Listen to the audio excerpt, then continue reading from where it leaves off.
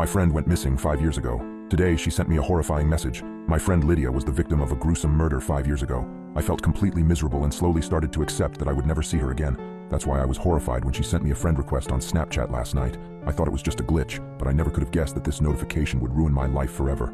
Lydia and I were part of a massive friend group, and one of our classmates, Lucas, soon became a part of it too.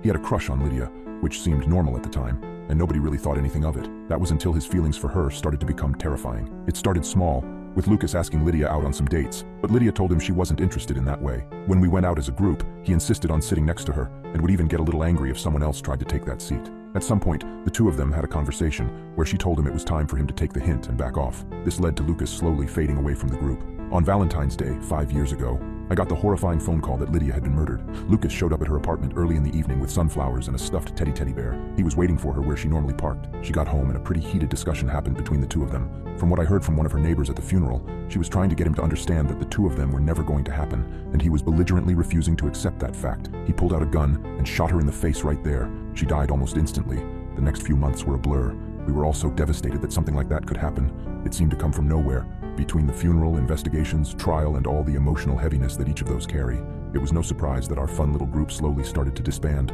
Lucas is now in jail serving a life sentence for first-degree murder. Lydia still crosses my mind from time to time. I often reminisce about some old memories we shared together.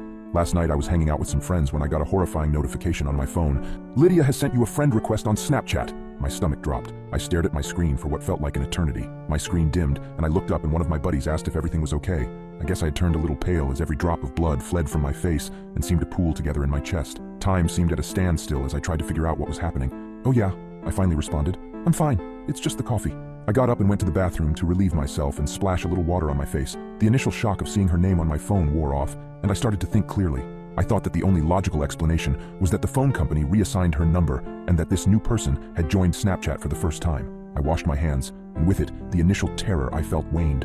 But there was still this nagging feeling in the back of my mind and pit of my stomach. Must be the coffee, I told myself on the drive home. Before going to sleep, I went through all my social media and everything was fine until I arrived at Snapchat. There was a notification that let me know I had a new follower. I knew it was whoever had Lydia's old number, but found it weird that they would follow me. I opened the notification and looked at her name next to that solid red ghost. My mind flashed back to the past. She really was a great girl. Beautiful brown eyes and a smile that seemed to make the world just a little bit brighter. I really did miss her. I tapped on the notification mainly because I hate having any unread notifications on my phone. My dog exhaled in exasperation and jumped off the bed. I heard her scurry to her cage a little bit faster than she normally does when she's ready to sleep in there. She started panting pretty heavily. I turned to my left to look in the direction of her cage. She made this weird, whiny growl noise that I've never really heard her make before, and continued to pant as though she had just come in from outside. My phone screen dimmed.